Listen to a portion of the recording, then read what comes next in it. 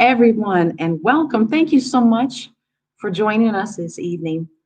This is a very special event, a live discussion with very talented author Ariel Lawhon, in which we'll be able to hear a bit about her process, her most recently released book, and you'll be able to post your own questions too. Now, before I introduce myself or anyone else, I do want to say that we have some local weather that's acting up on us.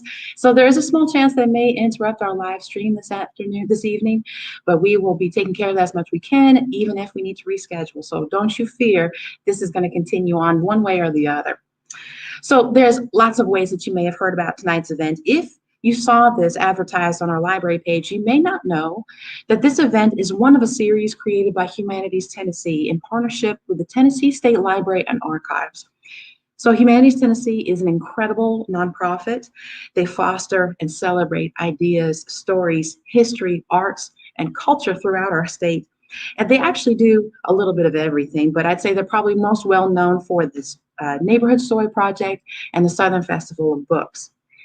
They are our state affiliate of the National Endowment for the Humanities, and they're kind of a big deal. So this is a big fat honor that we are able to do this with them. If you'd like to know more about them, you can go to humtn.org. or their literary page, which is chapter16.org. That's chapter 16, the numbers 16.org. Or, of course, visit their Facebook or Instagram pages. Now, on the other hand, if you're viewing this event because of Humanities Tennessee, let me introduce myself and my location. My name is Kathryn McBride. I'm the director of the library, McIver's Grant Public Library. We're in Dyersburg, Tennessee. My staff and I were over the moon about having been chosen to participate in this event. So we've actually spent this month creating a collection of virtual programs, all centered around the marvelous book we'll be discussing tonight, Name Helene. If you'd like to get in on the fun, you can go to our Facebook page, our YouTube page, our website, McIver's Grant Public Library, McIvers.org. And if you have found this recording after the event, because our guest author has so graciously allowed us to retain this recording as an end cap to our YouTube series, pause me right now, and go get yourself a copy of the book before listening to the rest of the event tonight. If you have a library card, you can request a copy from any library in the country. Get a digital copy. You can ask your library to purchase a copy, or, as we know book lovers everywhere do, you can get your library copy and then also buy yourself one to have forever. Finally, I hope we've built up a little bit of a drum roll in our heads. I'd like to introduce our guest of honor, Ariel Lawhon. She is the author of The Wife, the Maid, and the Mistress, Field of Dreams, I Was Anastasia, of course, Codename Helene. She's gotten glowing reviews in the New York Times. She's been mentioned in People magazine, USA Today, the New York Post. For those of us who are bookies out there, Publishers Weekly, Book Page, Book List, and the Kirkus Review. Whew. So she is definitely a big deal, and we are so pleased she has agreed to do this with us tonight. So please welcome with me Ariel Lawhon.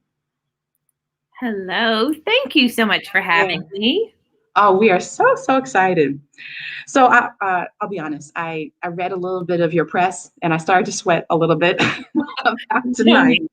But then, of course, I saw that you live in Nashville. And I don't know, there's something about a celebrity living in your home state that kind of brings them back down to like lovely, regular, normal person status. So I'm curious, have you always been a Tennessean?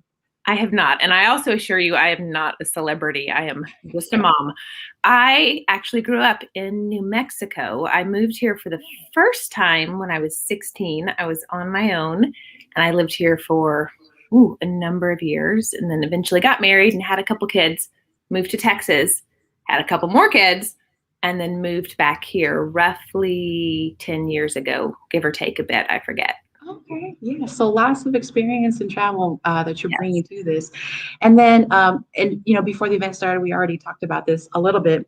I would love it if you could tell our audience a little bit about one of your family members that I read a beautiful blog post about. Yes. So I believe you were talking about our sweet black lab, Maggie.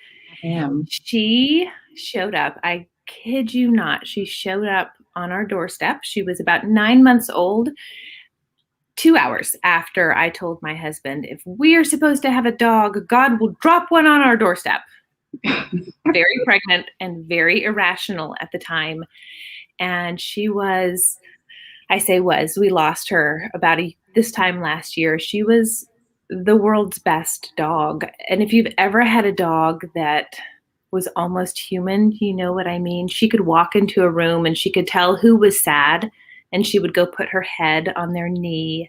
Yeah. And as many labs do, her lifespan was a little shorter. So she lived about 13 years. And last year during the pandemic, she finally passed. But it was honestly one of the sweetest, most meaningful things that I have ever seen, because we were all 6 of us were able to go to the vet. We had took her to the vet, and we were able to go in the room, and we stayed with her to the very end. And our then 11-year-old laid on the floor, and he put his hands on her face. And literally the last thing she ever saw or heard was our youngest son saying, "You're a good dog, Maggie. You're a good dog." So we had her cremated, and she is now in our backyard. We planted a tree over her, and we call it the Maggie tree. And last year in school, our youngest child again heard that plants grow faster if you talk kindly to them. So we see him once or twice a week out there petting the tree and telling the tree that she's a good dog and she should grow fast. You are killing me over here. Oh my goodness. True beginning to end. I kid you not. Wow. So I know everyone, of course, heard me mention your blog post. Ariel does have a website and a blog, and of course, I encourage everyone to take a look at it. It was really a lot of fun reading through that and looking at things. So, goodness. Oh. Sorry. No, that was an absolutely beautiful story. So let's move a little bit into authorship and publishing and whatnot in general. I know, of course, you've gotten this question a lot, but it's just so interesting. Would you describe for us a little bit about your journey into publishing? Especially, I noticed obviously The Wife, the Maid, and the Mistress was published in 2014. So was this a lifelong dream of yours, or did you have a different start to your work as an author? Both, actually. I'm not sure how familiar you are with my story, but it really begins, let's see, I'm 42. So it begins about 37 years ago in Taos, New Mexico. I'm not sure if you're familiar with where that is, but it's northern New Mexico, about 90 miles below the Colorado border. And it's an old ski town. And that's where I was born and raised. I jokingly say that my parents were founding members of the hippie movement. So they moved to Taos to live off the grid before I was born. And I'm one of 6 children, and they raised all 6 of us in a house at the end of a 6-mile dirt road that has no running water, no electricity, no indoor plumbing. We had a cistern and an outhouse and a handful of kerosene lanterns. Sounds so Laura Ingalls, I know. It's kind of Laura Ingalls meets the hippie movement. But the astonishing thing is that my parents read to us, not just as very, very young children who couldn't read, but into our grade school and even adolescent years. And I am convinced that it was during those nights, long winter nights in many cases, being read to by the light of a kerosene lantern, that I fell in love with words and fell in love with stories. And to be honest with you, this is the only thing I have ever wanted to do. It is the only career I have ever pursued. And I knew by the time I was really young, 5, 6 maybe, that this was the path I wanted my life to take. And I am fortunate, so fortunate that it worked out, because I'm pretty sure that I am unemployable otherwise. That is so interesting what you talk about, though, how you first experienced literature with your family in such a unique way. I'm really drawn to audiobooks. I think a lot of people are, and I love having stories read to me, especially by people who love you.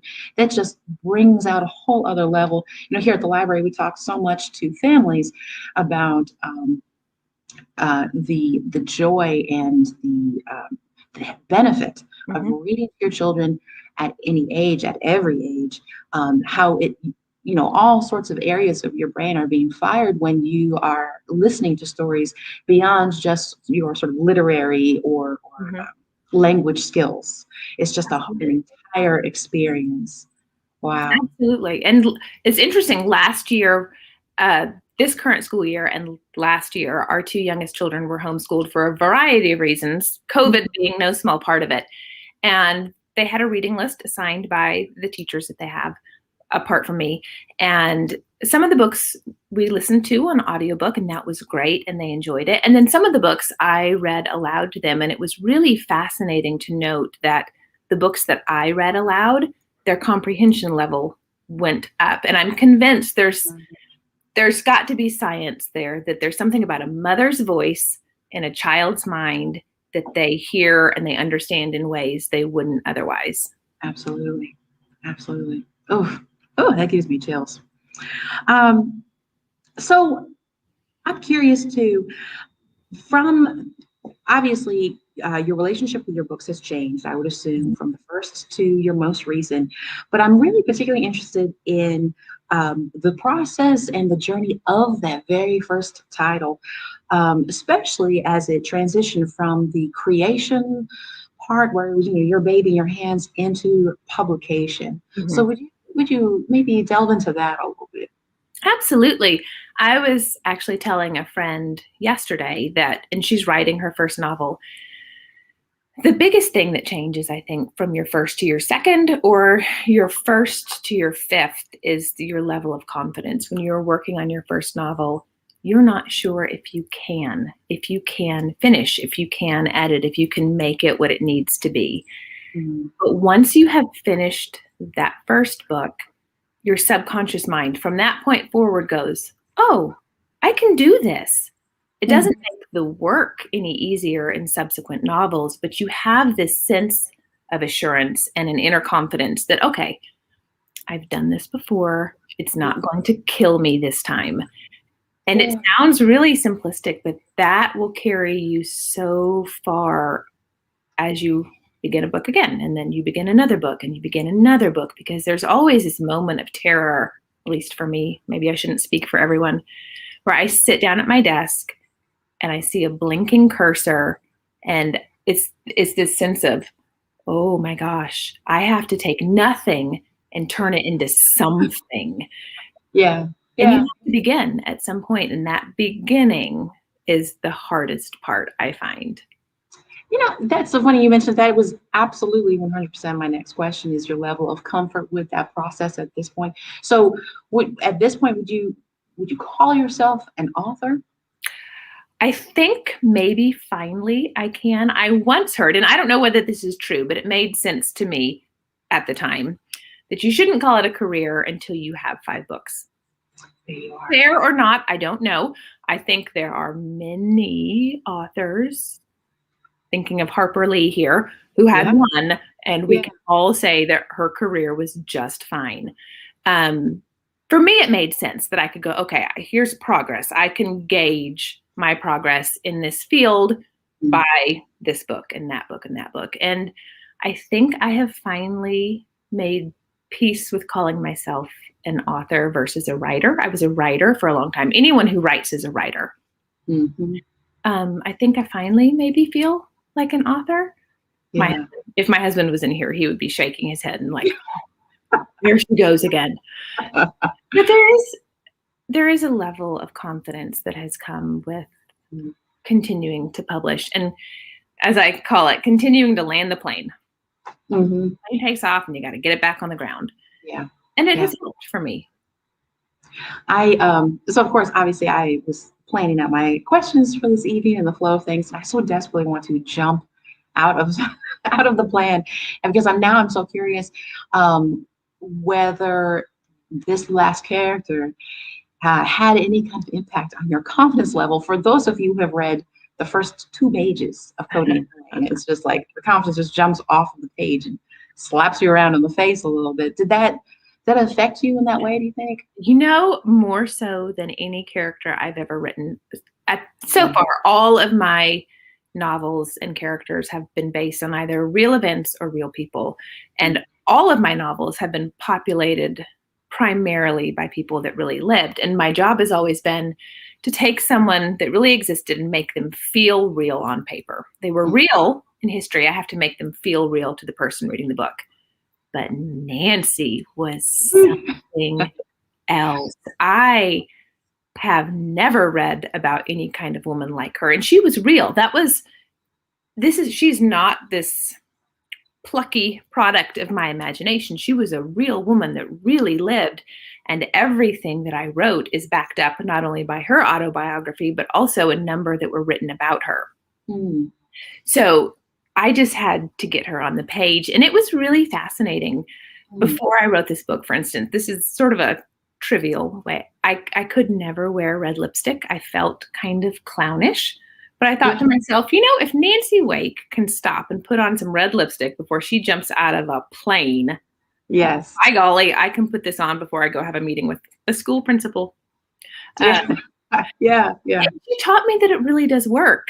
If a woman walks into a room wearing red lipstick, she automatically has physical presence.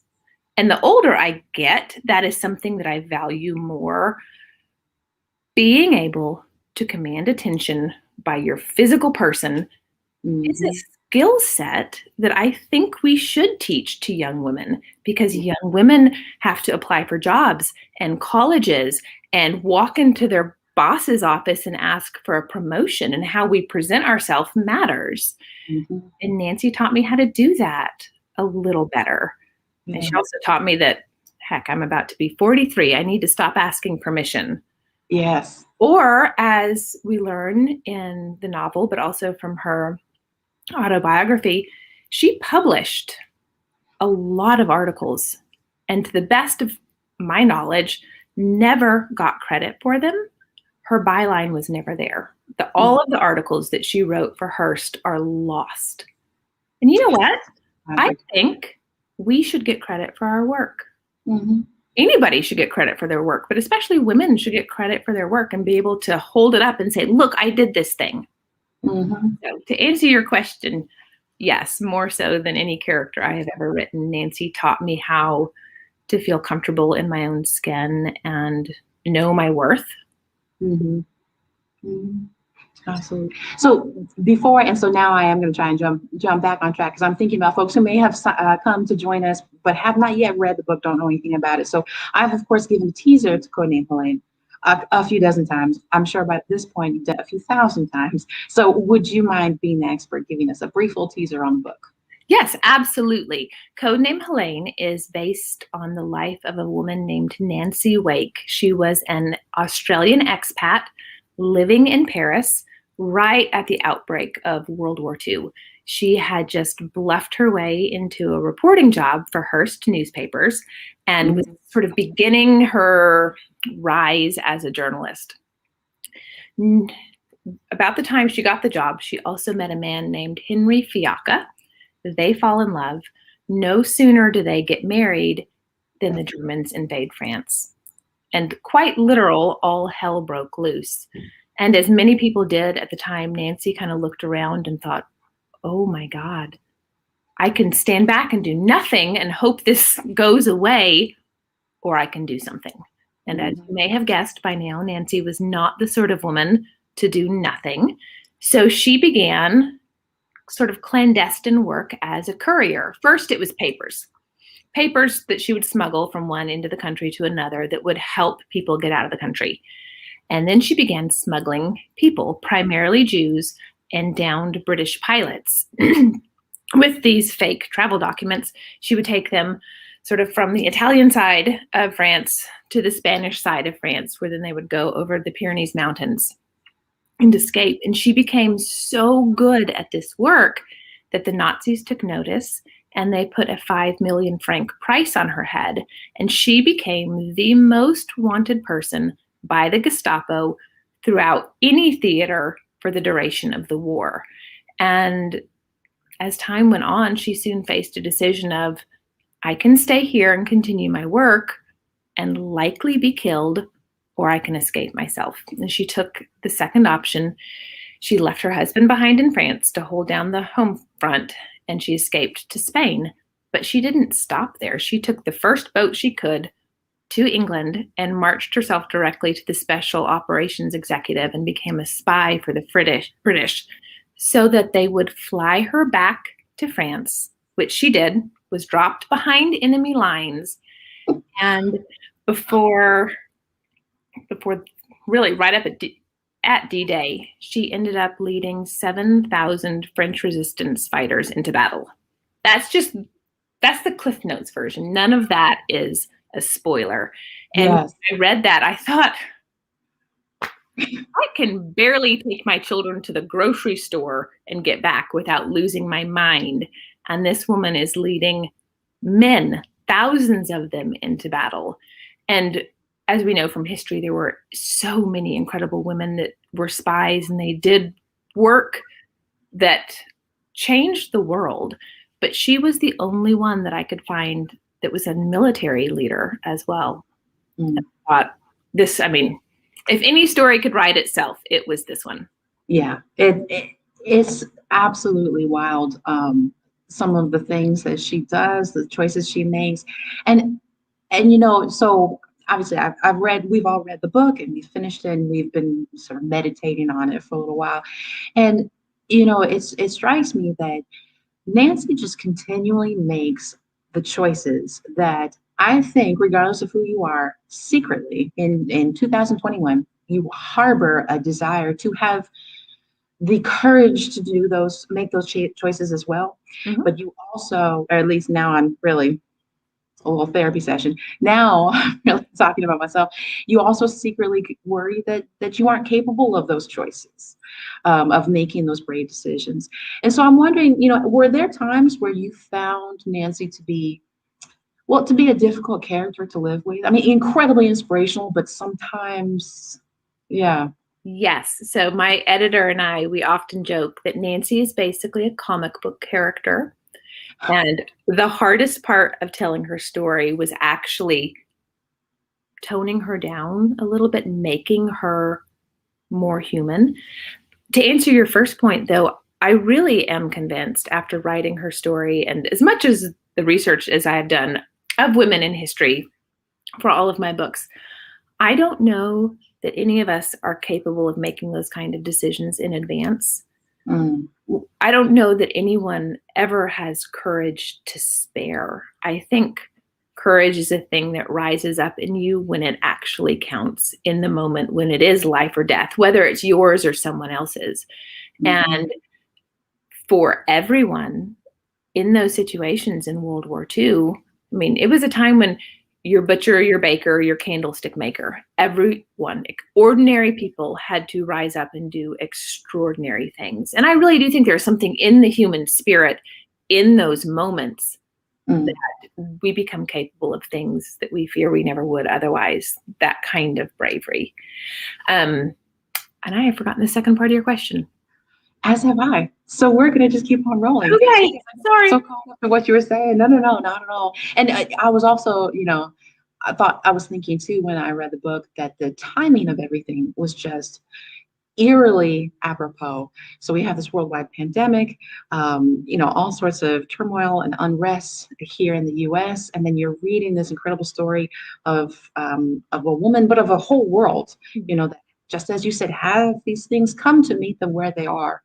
And there is no preparation. There is no concern of worry ahead of time. Am I capable? Am I not? You just find out because the situation is brought to you. So I actually found all that very comforting, the timing of everything. So yeah, it was. I'm also, so just like you said, you're bringing her down, you're making her more human, but you're also doing amazing things with the timeline. Amazing. So I will say, at first, when I first started reading the book, I had a hard time adjusting to everything because not only are you doing this incredible thing with timeline, but Nancy is just bigger than life. So every single section is just filled with action and emotion, just all of this stuff. But as you progress through the book, as a reader, I really begin to appreciate how these two timelines are sort of melding together, almost like a little Mobius strip, and you get to the end and brings you to the beginning, and it's just it's wonderful. And I'm just curious about the logistics of that. How did you craft that? How did you keep it straight? Did you decide what the timelines would be and then sort of work them together, or did you create it in the order that people would experience it? Again, all of the above. Yeah. Well, the decision to frame the story the way it was had to do with a specific moment while I was researching early in the story, before I knew what the book was going to be or how it was going to be formatted. I read a story about how one of Nancy's first assignments as a new journalist was to go interview the newly appointed chancellor in Germany, Adolf Hitler. Mm. So on one hand, here's this young woman interviewing Adolf Hitler, but then you fast forward 8 years and she kills a Nazi with her bare hands. And I kind of sat back in my chair and I thought, oh my gosh, how does this girl, young green journalist, go from interviewing him to killing one of his henchmen with her bare hands? And then I thought, okay, that's really the answer, or that's the question I have to answer as the story progresses. So that is why we start with Nancy in that airplane parachuting into France in the very first chapter. And then we kick it back 8 years to her as a young journalist. And we really are just switching back and forth between those two things. Both timelines move forward consecutively, but we're switching from Nancy at war to Nancy becoming a warrior. Mm. And regarding the shape of it, you mentioned a Mobius strip. It's one of my, I don't know, it's one of my favorite shapes. But for this particular story, I asked myself the question that I ask every time I sit down to write a book, which is quite simply, what is the shape of this story? With my first novel, I knew it was a braid. I was braiding 3 different points of view together. That novel is called The Wife, the Maid, and the Mistress. And then with my second novel, Flight of Dreams, I knew that I had a locked box compressed time scenario. So I knew the shape of my story was a box. With my third novel, I was Anastasia. I knew that I was dealing with this double helix. There were these 2 women. Are they the same person? Or are they not the same person? This double helix, it would mirror itself. And then with Nancy, I just kept seeing a circle. So throughout the novel, we have all of these full circle moments. She'll meet somebody here. You have no idea what their relationship is to her, but then you go back and then you see them meet for the first time, and then the circle closes. And even the way that the novel ended, it ends at the beginning. It ends at the same point that it begins, which I was able to do because those 2 timelines are running consecutively. But because one is 8 years behind, it finally catches up with the other. And that part of it, the structure, the figuring it out, the technical challenge of putting it together is the fun part for me. We were chatting beforehand, before we came on, that I can never read my books when they're done. I don't ever read them the way that I read anyone else's work, because I'm the one that did it. I know how the rabbit was smuggled into the hat. I know who done it. I know how the story comes together. So I can never see it as a whole piece. So for me, I get my fun in the process of having a mess on my hands that I then have to trim and fix and rearrange. And it's like, I don't know, doing a jigsaw puzzle, only on this massive cerebral level, and you can't actually see the pieces. They're all in your head. Yes, yes. And I'll say too that for me as a reader, that was also one of the most pleasurable parts of the read, was at the end having that structure revealed. Yes. It was one, I mean, you do have a sense, but you're just so wrapped up in the actual action points of it. And then at the very end, you put that last final piece in the puzzle, and then I get to step away and say, oh, that is the completed puzzle, without perhaps having seen the picture on the cover of the box. One of my favorite things when I was writing, Nancy has a partner, not a romantic partner, but she has her partner at war. His name is Hubert. They each have these code names. She is Helene, he is Hubert. And they have this sort of a, I don't know. Yeah. Not adversarial, but I think of them bickering the way that a brother and sister might bicker, or old cranky grandparents or something. And then you get to the very end of the novel and you see her meeting him for the first time. You see who he is and how that connects. And I I had so much fun doing that, putting that together. You can tell that the joyousness and the enjoyment of her life really do come through on the page. So I'm going to pause in my questions and take a quick look at questions that are being posted onto Facebook. I don't want to ignore people. And so, of course, if you've been thinking about something you'd like to ask, please be sure to post that. So the first one from an audience member is, was there a fascinating story or fact that you learned during research that didn't make it into the book? Yes, one of my favorite stories about Nancy actually had to hit the cutting room floor, and I'm so sad because it just made me laugh. Mm-hmm. During the war, I want to say it was the second part of the German occupation. At first, Germany took northern France, and that was the occupied zone, and southern France was the free zone, and then eventually Germany took the whole thing. So it was after Germany had taken the whole thing. There were food rations, and they came in and they would take all the livestock from people. So there was very little to eat, and what there was to eat was rationed. But here we have Nancy, and Nancy wants some bacon. She just wants some bacon. She wants a pork chop. So she finds a farmer out in the middle of nowhere. She buys this tiny little piglet from him, and then she pays to have somebody else raise it. Eventually, it's time to process the pig.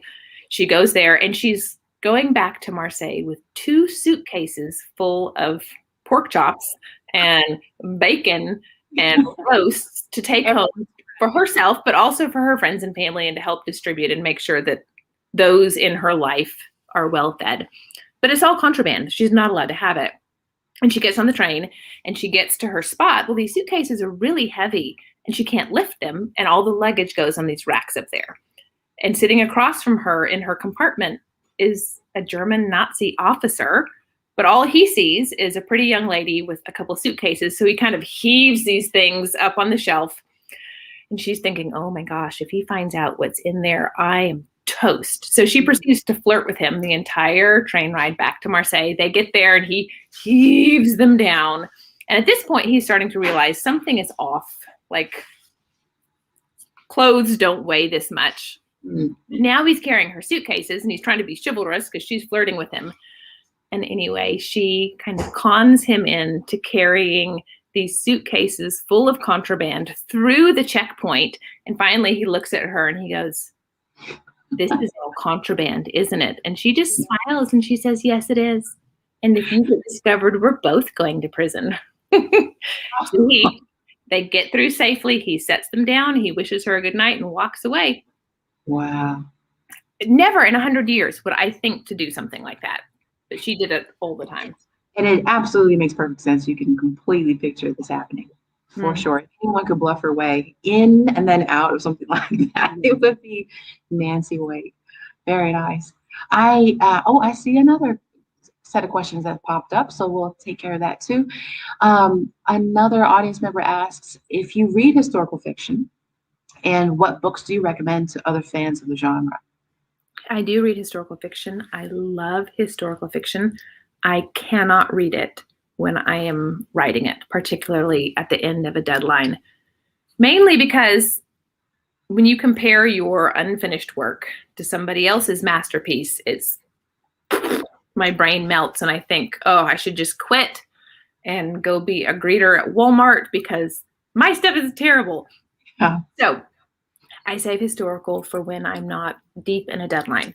But that said, some of my favorite stuff, obviously, Dinah Gabaldon writes amazing historical fiction. Diane Setterfield, her novels, The 13th Tale and Once Upon a River, are 2 of my absolute favorites. A really fun series that I go to when I just need to rediscover the joy of reading is the Veronica Speedwell series by Deanna Rayburn. It's set in Victorian England and she investigates murders, and it's just delightful and fun and a joy. I love Susanna Kersley. I love, oh gosh, I'm not in my office right now, or I would look at my shelf and tell you, but I do. I very much enjoy historical fiction.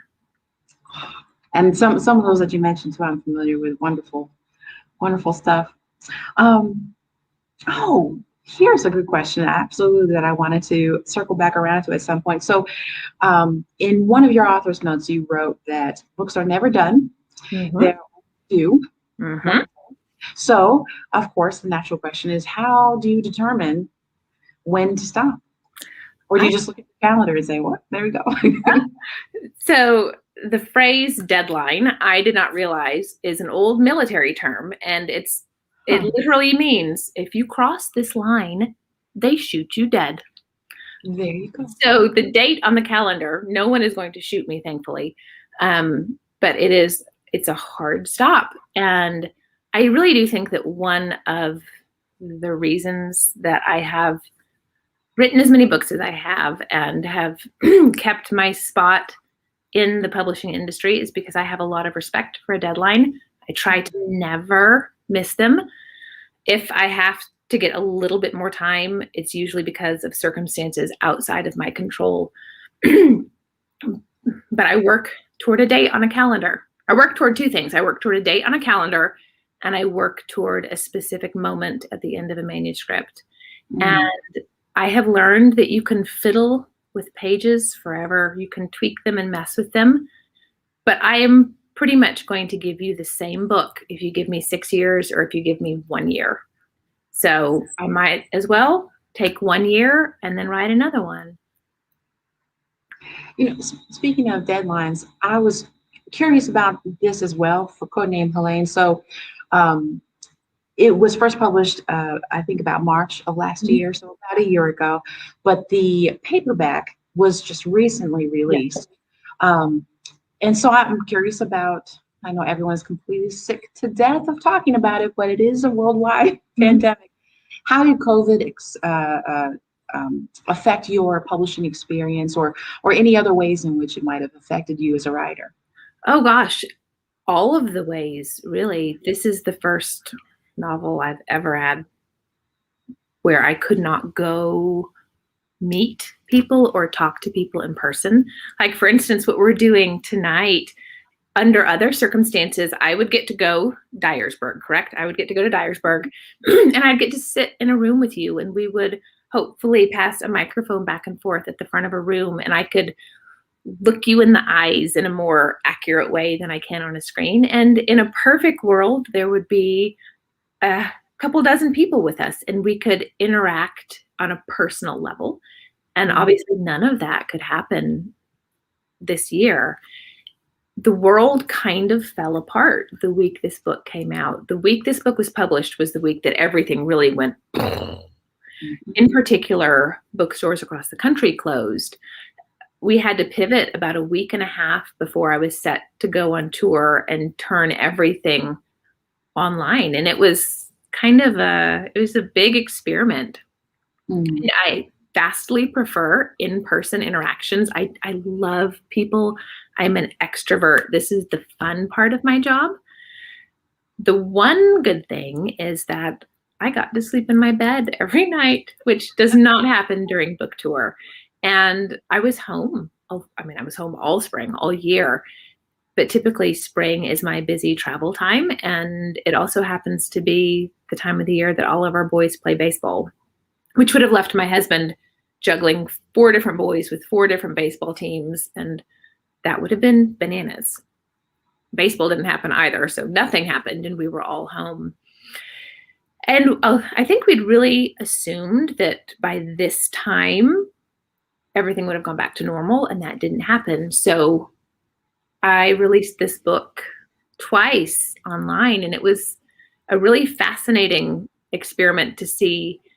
The first time when it came out in hardcover, everyone was trying to figure out, how do we do online events? By the time it came out in paperback, it was like this well-oiled machine, and everyone knew how to do it. And we were all referring to ourselves as Zoomin' humans.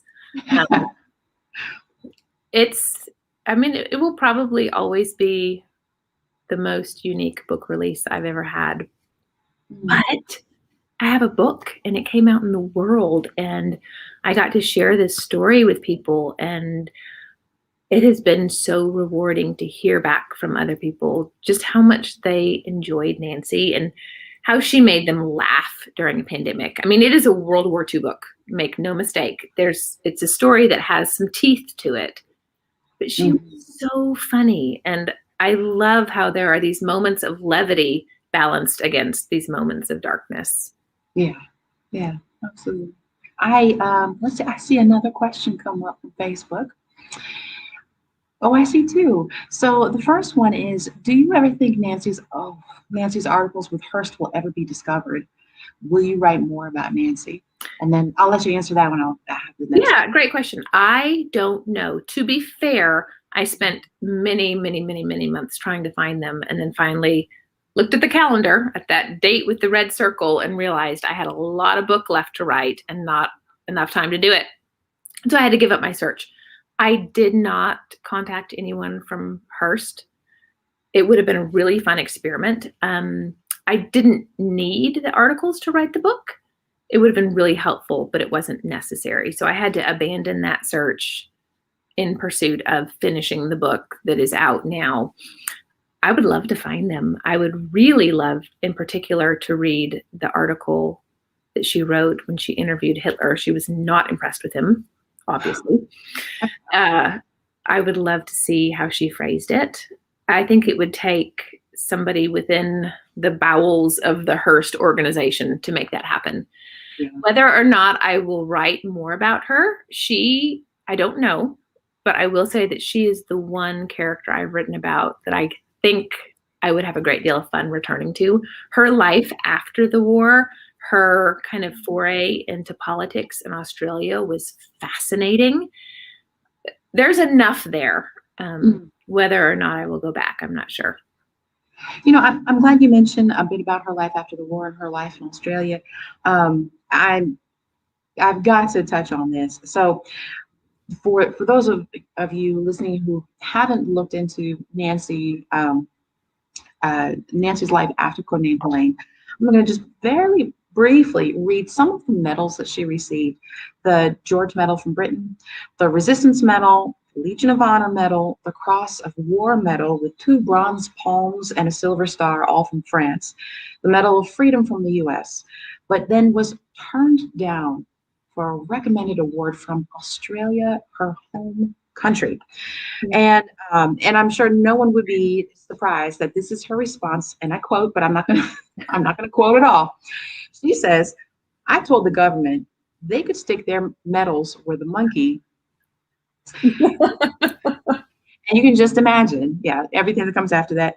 The thing is, if they gave me a medal now, it wouldn't be love. So I don't want anything from them.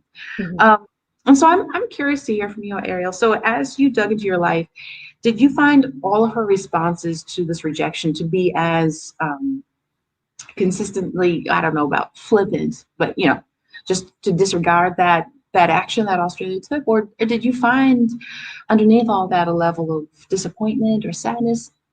I am, it's conjecture here because all I have to go with are the recorded answers that she has. No one can ask her anymore. She passed away in 2011, I believe.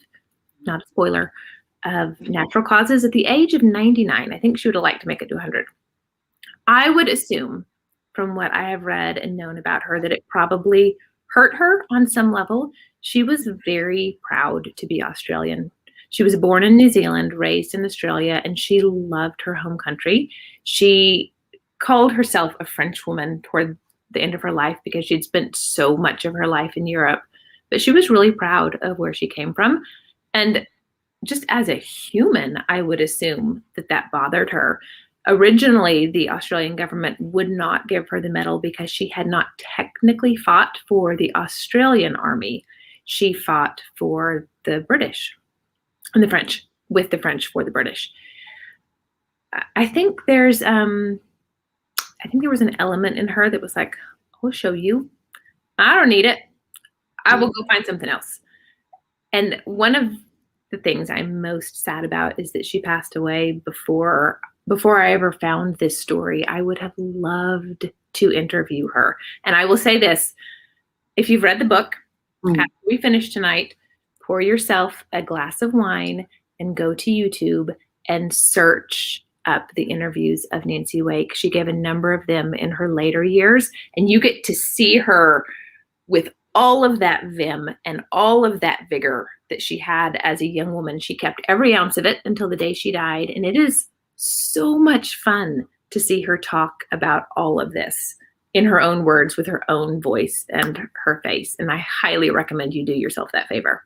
Oh, I'm so glad you suggested that. That is for sure what and I'm sure at least a dozen other people are going to be doing around 7 o'clock tonight. So, all right, before I keep on going with my own questions again, I want to pause and take a look at our Facebook questions. We have one more, which is, how do you pace yourself in your writing journey so you can meet those deadlines? Excellent question. Two things really help. First is I'm just stubborn enough to where I don't want to fail. So I'm very aware of where I am in the process and what that end goal is. But a very specific tool that I use is a program called Scrivener. It's a writing program. I do all of my drafting in Scrivener. And then when it comes time for editing, I move everything to Word. But Scrivener has a function in there called targets, the targets function.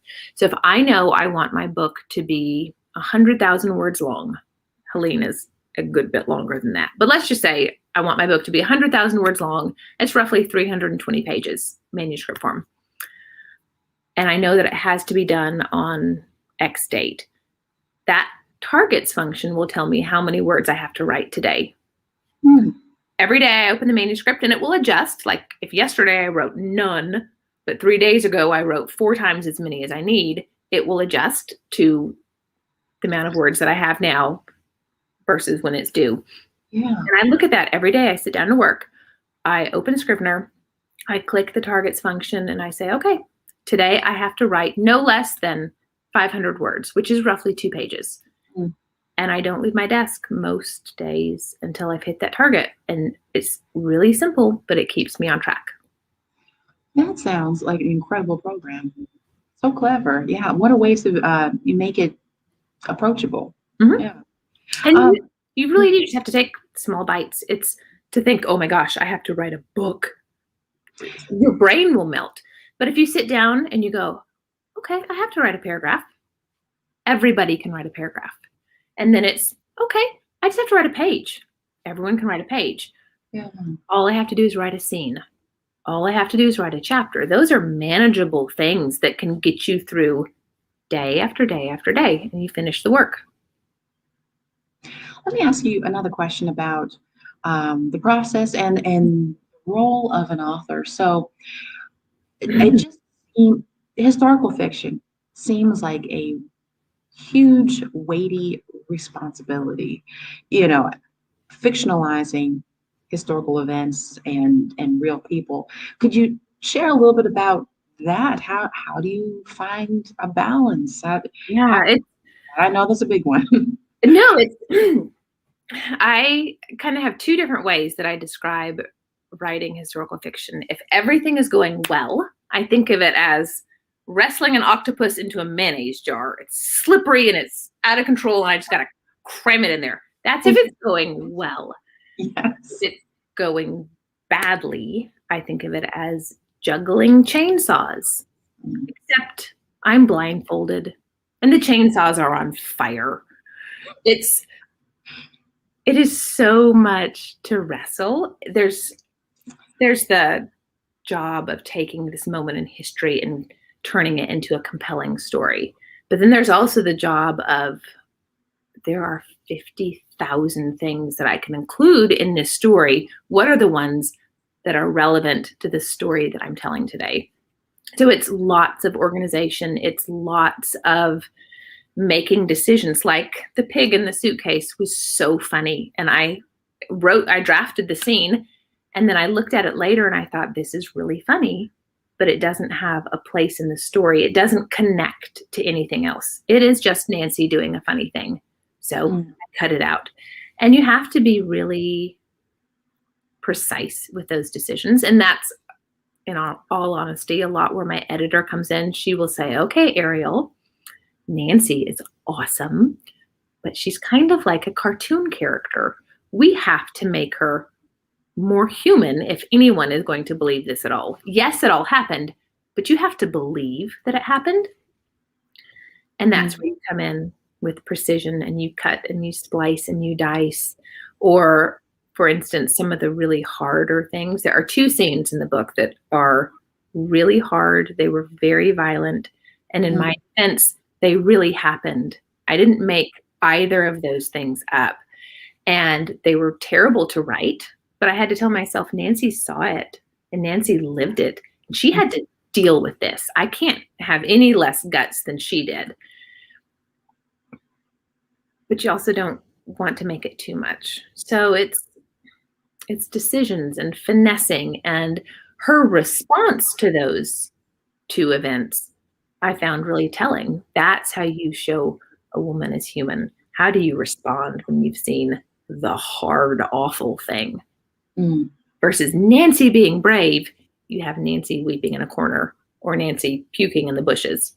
Yeah. Because it was hard and it was awful. So that makes me think of a big question that we already talked about, that I've been burning up to ask you. I'm actually going to read what I typed because I want to make sure I make it as spoiler free as possible. But if you're out there and you've not read the book, I'm going to give you just a moment. You can find the mute button on your screen because there's a chance, but I'm going to be as tricky and careful as I can. Okay. So there is a character whose role, whose function, whose motivation is called into question in the final pages, in the author's note. And so every one of us here at the library, when we read that part of the book, we just about fell out of our seats, just totally gobsmacked. And so questions about all this. How did you research the character? What were you hoping their presence would do to the storyline or to the other characters? Is this character inspired by anybody in particular? I would ask more, but I feel like I'm already tempting. So I believe we are talking about a woman named Marceline, correct? Yes. Yeah. Okay. The specific character, as I wrote her, did not exist. She is a conglomeration of 3 different women throughout the book. Part of what she represents are the women that Nancy's husband dated before he met her. Before he met her, he was a ladies' man, and they liked him quite a bit in return. So I took that group of women and I merged them with there was a group of women, there were a group of people in France. They were called collaborationists. They collaborated with the Germans. They betrayed their fellow Frenchmen and they began to work with the Germans. And what they did was awful. And a number of them were women. There were quite a few women in France who took Germany's side and did some really terrible things. So I took the women that Henri dated and I combined them with collaborationists.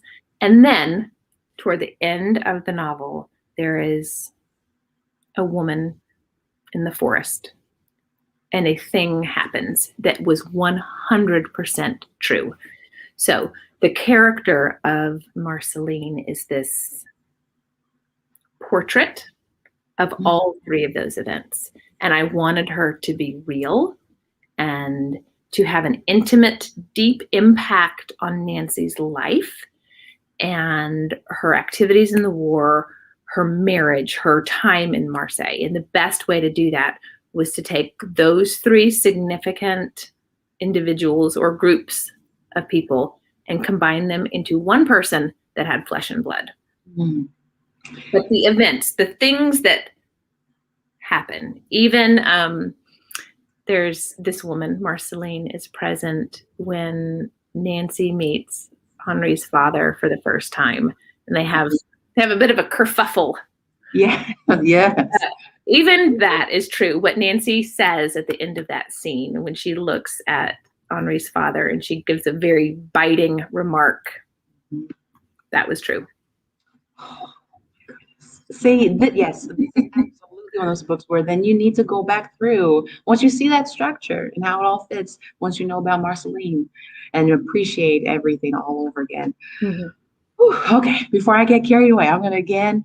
I'm going to squeeze in one last question because I have gotten so interested and involved in our conversation. I see that it's getting close to 7 o'clock. So the final question. And actually, the final question I saw popped up, but we've already discussed it, and it was how you developed Marceline. So that's wonderful. All right. Well, I want to, of course, I was going to ask you about your upcoming book, but maybe you can do that. Okay. I don't have to be anywhere. So if you have a couple more questions, I'm all yours. That puppy in. Okay. Well, then, yes, I saw a mention of the Frozen River. Mm-hmm. Tell us a little bit about that. Yes, I am about halfway through. So some days it's the octopus in the mayonnaise jar. Sometimes it's the flaming chainsaws. Just, it's a wreck. But it has to be a wreck before it can be put together. So this is just part of the process. It is tentatively called The Frozen River, and it is based on the life of a woman named Martha Ballard. And she was a midwife in late 1700s Maine. So I'm going way back this time. I've been early 20th century. I'm going back to the late 18th century.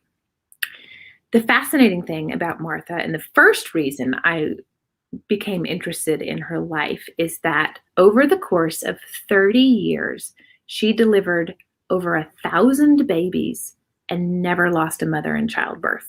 She had a perfect survival rate for mothers. Things happen.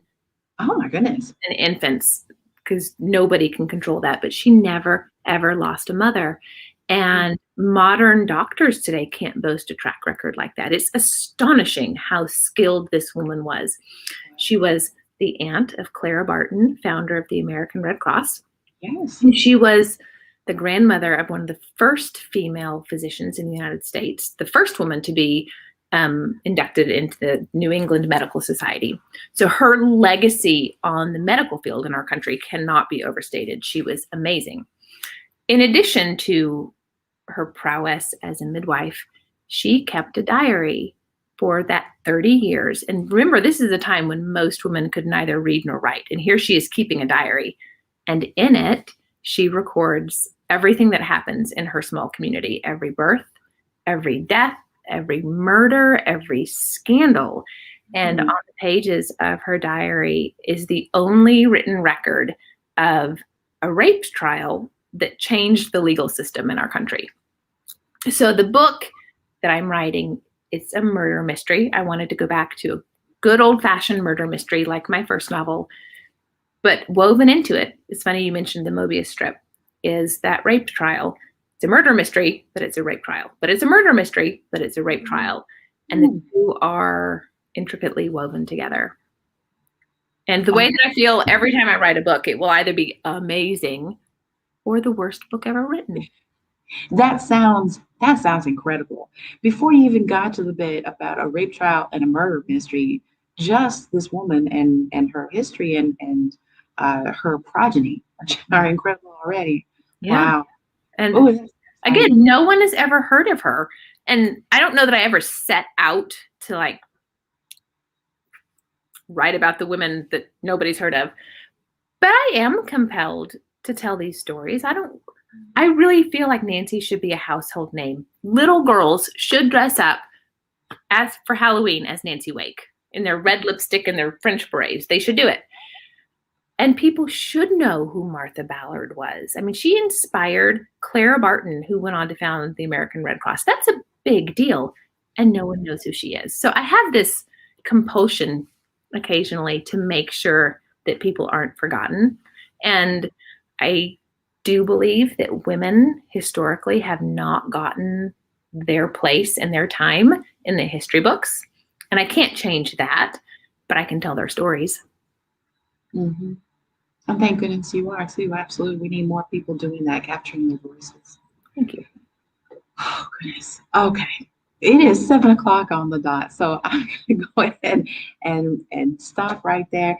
I cannot say thank you enough, Ariel, for joining us, and then of course to Patrick and Serenity and all of those at Humane Sensi who made this evening possible. Thank you, thank you, thank you, thank you for joining us.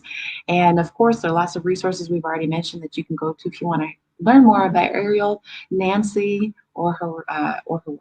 So thank you again, everybody. Thank you so much for having me. Absolutely.